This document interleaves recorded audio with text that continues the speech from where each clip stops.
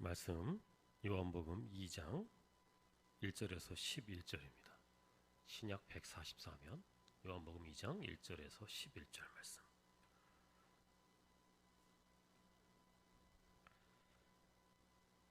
(1절부터) (11절까지) 한 절씩 교독하겠습니다.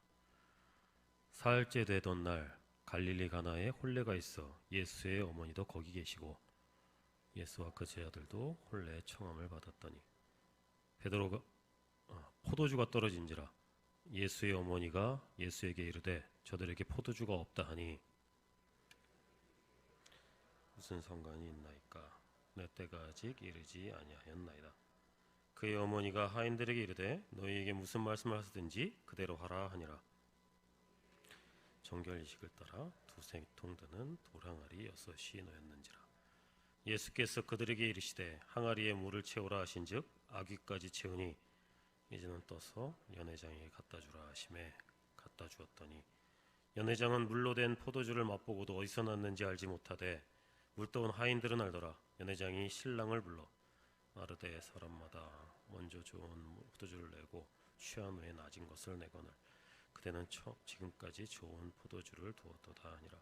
예수께서 이 첫 표적을 갈릴리 가나에서 행하여 그의 영광을 나타내심에 제자들이 그를 믿으니라. 그 후에 예수께서 그 어머니와 형제들과 제자들과 함께 가버나움으로 내려갔으나 거기서 여러 날 계시지는 아니하시니라. 아멘.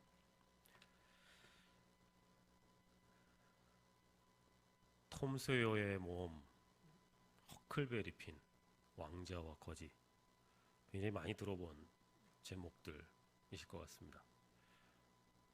이 작품들을 한 시대를 풍미했던 작가 마크 트웨인이라는 작가가 쓴 그런 작품들입니다.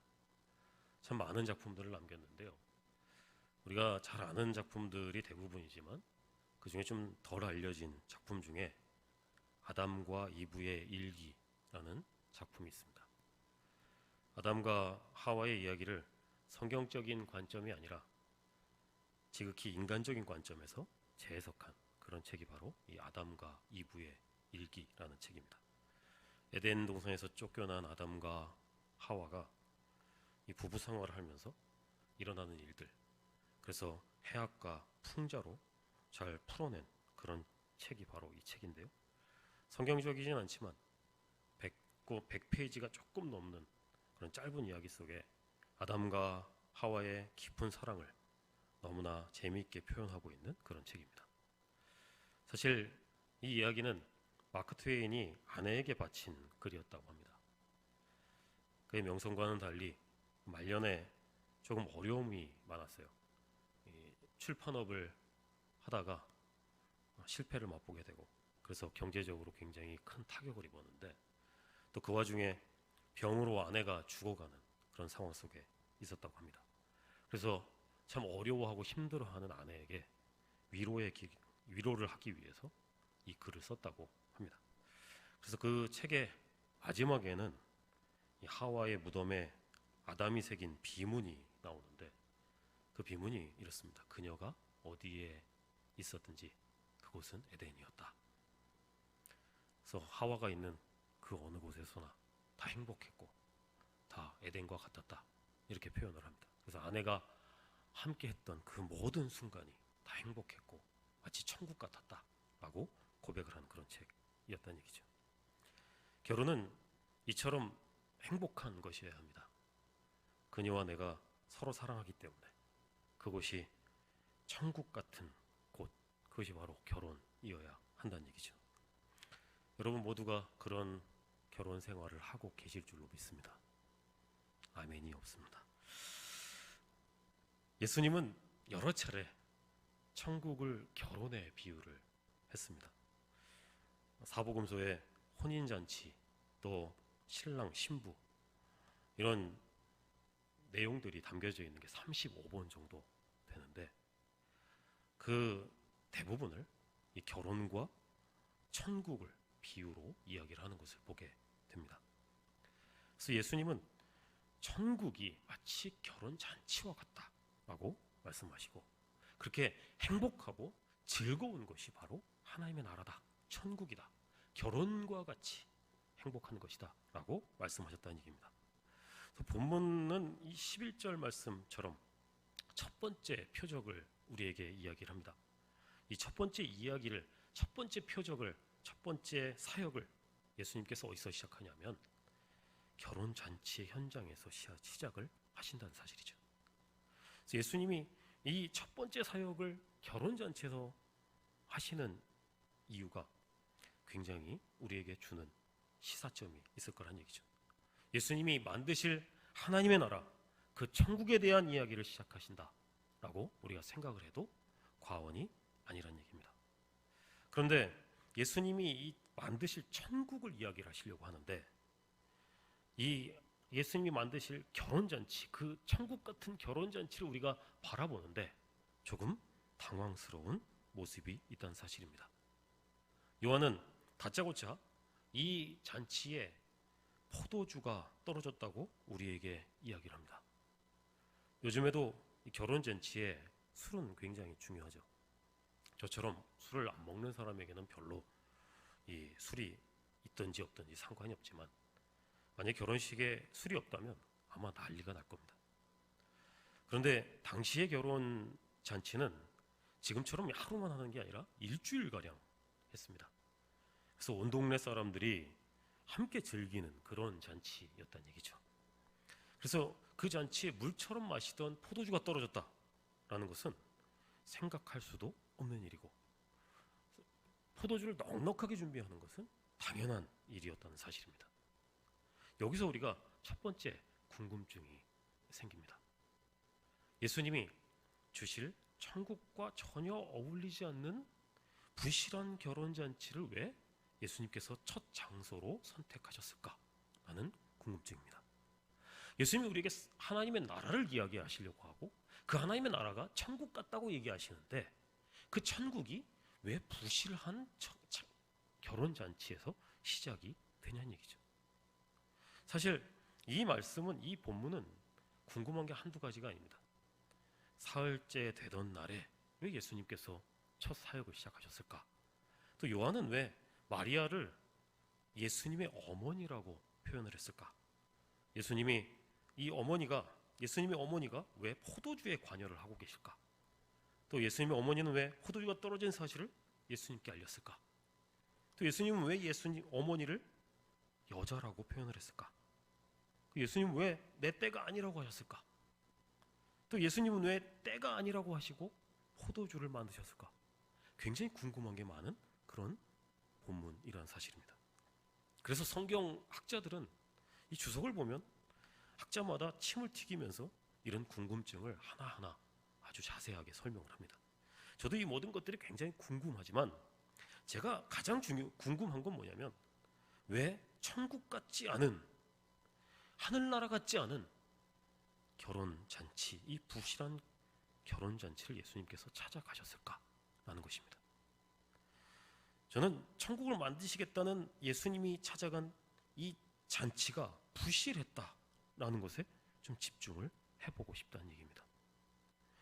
이 말은 이 유대인들이 만들려고 했던 천국이 좀 부실했다라는 말과 같을 것 같습니다. 누구나 천국을 다 꿈꾸잖아요. 우리도 다 천국 가고 싶고요. 예수 안 믿는 사람들도 다 천국을 이야기합니다. 그런데 이 유대인들에게 천국은 좀 더 특별했습니다. 역사의 시작과 함께 이 태동한 유대의 역사는 천국을 찾아가는 역사였습니다. 그들은 이 수천 년 동안 그 천국을 찾아서 참고 견디며 걸어온 역사를 가지고 있었다는 얘기죠. 물론 종종 넘어지기도 했고 또 실패할 때도 있었지만 이들은 끝내 일어났고 그래서 힘겹게 걸어왔다는 얘기입니다. 그런데 그들이 그렇게 수천 년을 찾아온 그 천국이 부실했다라는 얘기는 굉장히 이들에게 충격적인 사실이었다는 얘기죠. 천국을 그토록 기다렸고 그 천국을 맞이하기 위해서 수천 년 동안 그 하나님의 백성답게 살기 위해 애를 썼음에도 불구하고 하나님이 그들에게 뭔가 부실한 것이 있다라고 이야기한다는 것은 그들에게 너무나 큰 충격이었을 거란 얘기입니다. 제가 지금도 이렇게 건장한 체구는 아닙니다만 어렸을 때는 좀 굉장히 약했습니다. 그래서 초등학교 때 달리기를 이렇게 하잖아요. 그러면 한 번도 꼴등을 면한 적이 없었습니다. 그런데 5학년 때 이 운동회를 하는데 절호의 기회가 왔습니다. 그냥 무식한 달리기가 아니라 장애물 달리기였기 때문에 그렇습니다. 그 중간마다 이렇게 종이가 이렇게 있고요. 거기에 이렇게 지령이 이렇게 있어요. 그래서 그거를 지령을 잘 통과를 해가지고 끝까지 먼저 도착하는 사람이 1등을 하는 겁니다. 그래서 마냥 잘 달리는 사람이 1등을 하는 게 아니라 저처럼 꾀가 있는 사람, 그런 사람이 1등을 할 수 있는 그런 달리기였다는 사실이죠. 예상대로 꽤 많은 저에게 굉장히 유리했고, 그래서 난생 처음 제가 1등을 했습니다. 그래서 통과를 해가지고 너무 기뻐가지고 막 만세를 부르고 있는데 갑자기 심판 선생님이 저에게 막 달려오더니 뭔가를 막 확인을 하세요. 그랬더니 저에게 뭐라고 얘기하시냐면 실격이다 그러면서 꼴등이라고 얘기를 하시는 겁니다. 그래서 굉장히 당황을 했어요. 이유가 뭐냐? 마지막 지령이 이 색깔 깃발을 들고 달리는 거였는데 제가 잘못된 색깔을 들고 뛰었다는 겁니다. 그 지령이 어떻게 돼 있었냐면 파란색 깃발을 들고 뛰세요 이렇게 써 있었는데 제가 초록색 깃발을 들고 뛰었다는 거예요. 그래서 참 나름대로 제가 또 꾀가 있으니까 또 합리적인 항변을 좀 했습니다. 신호등 색깔을 좀 보십시오. 신호등 색깔을 보면 다 초록색인데 파란불이라고 하지 않습니까? 내가 이거 지금 초록색이나 파란색이나 그게 그거다 이게. 그러니까 나는 1등이 맞다 이렇게 얘기를 했단 말이에요. 근데 선생님이 그거를 절대 받아들여 주시지 않았습니다. 그래서 결국에는 실격을 했고 그래서 꼴등을 했습니다. 일생의 처음이자 마지막 1등의 기회였는데 그 1등의 기회가 날아갔다는 얘기예요. 이게 벌써 30년이 넘은 이야기입니다.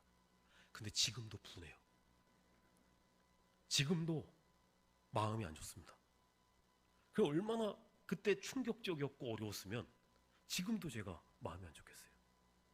이게 한낱 달리기 1등을 못해도 이렇게 분이 나고 화가 나는데 수천 년 동안 달려온 천국이라는 이 달리기에 문제가 있었다. 수천 년 동안 달려온 천국을 향해서 달려온 이스라엘 민족의 그 달리기가 부실한 것이었다라는 얘기를 들었다면 이스라엘 사람들은 얼마나 당황했겠어요.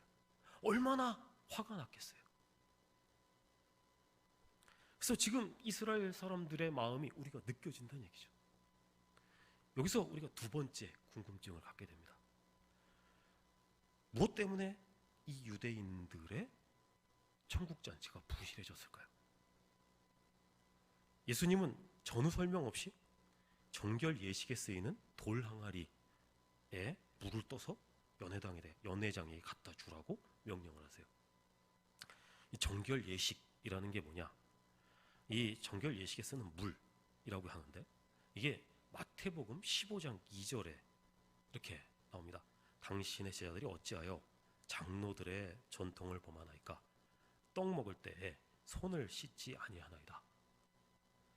그러니까 예수님의 제자들이 지금 음식을 먹는데 손을 안 씻었다는 얘기예요. 그래서 손을 씻는 전통이 있는데 그 전통을 지키지 않았다는 겁니다. 이 손을 씻는 전통이 바로 정결 예식이에요.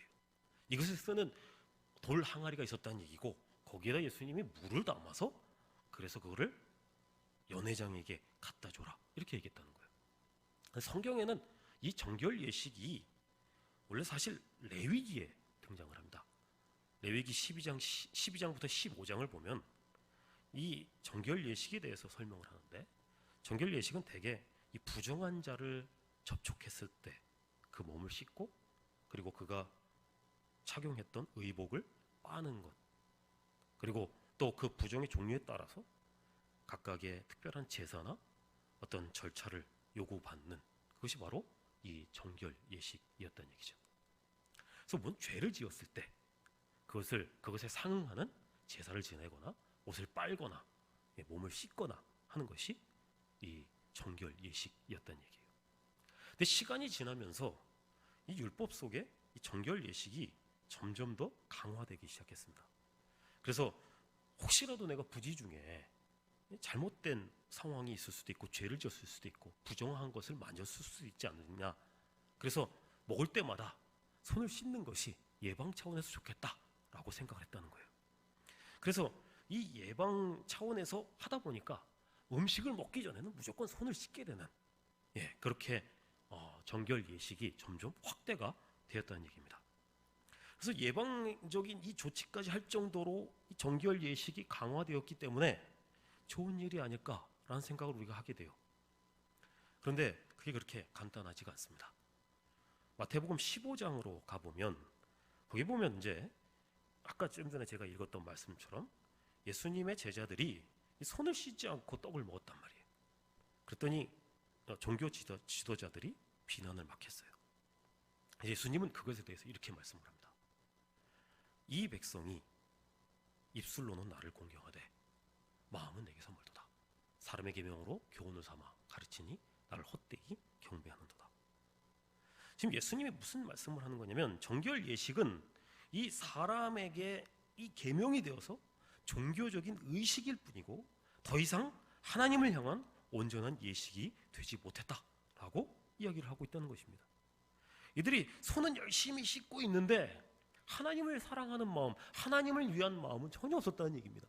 그냥 정결 예식만 남았고 그 정결 예식으로 다른 사람들을 정죄하는 것만 남아있지 정말 하나님 앞에서 정결하고 온전해지기 위한 노력은 그들에게 없었다고 얘기하는 것입니다. 예수님이 이 이야기를 하고 싶어 하시는 겁니다. 유대인들의 잔치가 지금 그랬다는 얘기입니다. 유대인들이 지금 하나님의 나라를 찾아서 열심히 달려왔는데 그 달려오다 보니까 그것이 종교적인 의무가 되어버렸다는 사실입니다.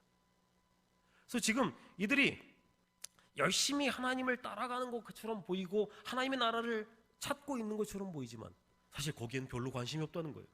그저 종교적인 의식만 남았고 종교에만 빠져있는 그런 모습이었다는 얘기입니다. 그래서 지금 포도주가 떨어져서 이 잔치가 부실해진 것처럼 지금 종교 의무로만 가득한 잘못된 하나님의 나라를 꿈꾸는 그런 유대인들의 부실한 신앙을 예수님께서 꼬집고 계시다는 사실이에요. 유대인들은 지금 수천 년의 세월이 말해주는 것처럼 누구보다도 종교적으로 무장되어 있었어요. 그렇지만 그들의 삶은 마치 포도주가 떨어진 것처럼 문제투성이였다는 사실입니다. 아무런 기쁨도 아무런 즐거움도 없이 마치 빈 술독을 긁고 있는 그들의 이 잔치는 천국이라기보다는 지옥과 같은 모습이었다고 예수님이 말씀하고 계시다는 얘기예요. 종교적인 의무를 다하는 것 물론 중요합니다. 종교인으로서 그리스도인으로서 신앙인으로서 종교적인 의무를 다하는 것 너무나도 중요한 일입니다. 벌써 8년이 넘은 이야기가 됐습니다만 제가 개척을 했을 때가 있었어요. 유학 생활을 마치고 귀국을 했는데 굉장히 교만했습니다. 그래서 막 교회 문만 열면 사람들이 줄을 서서 올 줄 알았어요. 그래서 막 자신감이 넘쳐서 개척을 시작을 했는데 개척을 하겠다는 마음과 함께 들었던 생각은 이 젊은 목사가 남의 도움을 받기보다는 내 힘으로 좀 해보는 게 좋겠다라는 생각을 했습니다. 그래서 커피를 배웠어요. 그래서 카페 교회를 하기로 마음을 먹었습니다. 주중에는 커피를 팔아서 생활비를 벌고 주일에는 그 공간에서 예배를 드리는 그런 교회를 시작했다는 얘기입니다. 근데 일을 하면서 이 목회를 하는 게 그렇게 낭만적이지는 않았습니다. 커피를 아무리 많이 팔아도 그 비싼 임대료를 내기가 굉장히 벅찼습니다. 또 열심히 일을 하다 보니까 지친 몸으로 교회를 세워가는 것도 그렇게 만만한 일이 아니었습니다. 그래서 결국에는 교회도 망하고 카페도 망하고 그런 슬픈 이야기가 있습니다. 그렇게 일과 목회를 같이 해보니까 여러 가지 깨달은 것들이 있었어요. 그동안 당연하게 생각했던 11조 생활, 또 수요 예배, 금요 예배 참석이 그렇게 간단한 일이 아니라는 사실을 제가 알게 되었다는 것입니다. 팍팍한 그 생활비를 쪼개서 11조를 드리고 그 피곤한 몸을 이끌고 수요 예배, 금요 예배에 나온다는 거, 그게 보통 열심이 없어서는 할 수 있는 일이 아니라는 사실을 제가 알게 됐다는 거예요. 그래서 11조 하시는 분들, 또 이 수요 예배, 금요 예배 나오시는 분들은 정말 믿음이 좋은 분들입니다. 여러분들을 축복하고 싶습니다. 그래서 이렇게 11조 하는 거, 수요 예배 나오는 거, 뭐 금요 예배 나오는 거, 이런 종교적인 의무를 다하는 것은 매우 중요한 일이고 너무 좋은 일이라는 얘기죠. 그런데 이 좋은 일을 우리가 했다고 해서, 그 의무를 다했다고 해서 신앙생활을 잘하고 있다고 할 수 있을까라는 생각을 해봐요. 물론 열심히 신앙생활 해야 되죠. 교회도 나와야 되고 뭐 헌금도 해야 되고 다 해야 됩니다. 그러나 그런 종교적인 의무를 다했다고 해서 내가 신앙생활을 잘하고 있을까라는 생각을 해봐야 된다는 얘기입니다. 종교적인 의무는 다 하고 있는데 어쩌면 우리 마음이 점점 메말라 가고 있을지 모른다는 사실입니다. 신앙의 기간은 점점 길어지고 있는데 점점 그 신앙은 정체되고 있는 우리의 모습이 있을 수 있다는 얘기죠. 교회를 오래 다니면 오래 다닐수록 더 뜨거워져야 되고 더 하나님을 사랑해야 하는데 우리 가슴이 냉랭해질 수 있다는 얘기예요. 이게 이스라엘 사람들의 모습이었고 어쩌면 우리의 모습일 수 있다는 얘기입니다. 세 번째 궁금증이 생깁니다. 그렇다면 이 문제가 있는 이 결혼잔치를 바로 잡는 방법은 뭐냐? 이 천국잔치를 온전케 만드는 방법은 도대체 뭐냐는 얘기입니다. 우리가 문제 있는 것을 알겠고 우리가 종교적인 의무에만 몰두하고 있어서 정말 하나님을 사랑하는 마음, 하나님을 의지하는 마음이 점점 냉랭해지고 있다는 것을 인정하는데, 그럼 어떻게 우리가 온전해질 수 있을까? 예수님은 이 정결 예식의 물을 포도주로 바꾸십니다. 그런데 그 물을 이 물은 연회장의 말처럼 최고 품질의 포도주가 되었다고 우리에게 이야기를 합니다. 하나님은 이 유대인들을 하나님의 나라로 인도하기 위해서 수없는 열심을 보이셨습니다. 그들에게 죄된 삶을 교정해 주기 위해서 율법도 주셨고요. 그리고 또 죄를 씻기 위해서 제사를 주시기도 했습니다. 그래서 예수님은 그전에도 열심히 뭔가를 하셨어요. 그런데 그런 모든 것들이 최상의 포도주는 아니었습니다. 예수님은 이제 지금까지 주셨던 그 어떤 것과도 비교되지 않는 최고의 선물인 예수 그리스도를 그들에게 선물하시겠다고 말씀하시는 거예요. 지금까지의 것들과는 비교되지 않는 최고의 선물, 예수 그리스도. 그 예수 그리스도를 선물로 주시겠다고 말씀하고 계시다는 얘기입니다. 요한복음 4장 14절은 우리에게 이렇게 얘기해요. 내가 주는 물을 마시는 자는 영원히 목마르지 아니하리니 내가 주는 물은 그 속에서 영생하도록 솟아나는 샘물이 되리라. 아멘. 그동안 율법과 제사가 그들에게 이 종교적인 의무가 돼서 그들의 심령을 메마르게 했다면, 이 참 포도나무이신 예수님은 그들을 다시는 목마르지 않게 하시겠다고 예수님께서 선포하고 계시다는 사실입니다. 그래서 지금까지 우리가 어떻게 신앙생활을 했든지 간에, 우리가 종교적인 의미에 빠져 있었다면, 우리가 어떠한 모습으로 있었든지 간에 이제 우리가 그 예수를 경험하고 예수를 알고 예수님을 만나는 일을 우리가 해간다면 그 예수 안에 있는 참 자유, 참 변화, 참 은혜를 누리게 될 줄로 믿습니다. 예수님은 그 예수 안에 참 천국이 있다고 말씀하시고 그 예수님 안에 온전한 하나님의 나라가 있다고 우리에게 이야기를 하고 계시다는 사실입니다. 그래서 예수님을 바라보라고 말씀하시고 예수님을 의지하라고 말씀하시고 예수님을 사랑하라고 말씀하고 계시다는 사실입니다. 마지막 궁금증이에요. 예수님을 그럼 경험하는 것은 도대체 뭐냐라는 거예요. 우리는 이 종교적인 의무를 다하는 것에서 예수님을 경험하는 자리로 나가야 된다는 사실이죠. 그렇지 않았으면 좋겠지만 이 종교적 의무에 남아있는 성도는 그것에 상응하는 보상을 기대하는 경향이 많습니다. 유대인들이 그랬어요. 그동안 그렇게 종교적으로 무장을 했기 때문에 자기들에게 천국이 주어질 거라고 생각을 했다는 얘기입니다. 예수님은 이 빈 돌 항아리 같은, 거기 담긴 맛도 없고 힘도 없는 그런 물과 같은 이 이스라엘 사람들에게 너희들의 신앙이, 지금 너희들이 열심히 달려왔지만 거기는 비어 있는 것이고 힘도 없는 것이고 마치 물 같은 것이다 라고 말씀하시고, 그 예수님을 만나서 예수님을 경험해서 그 은혜로 최상의 포도주처럼 변해야 된다고 말씀하고 계시다는 사실입니다. 그래서 우리가 온전한 신앙을 갖고 싶고 하나님을 알고 그 안에서 천국을 누리고 싶다면 우리 또한 어떻게 해야 되느냐?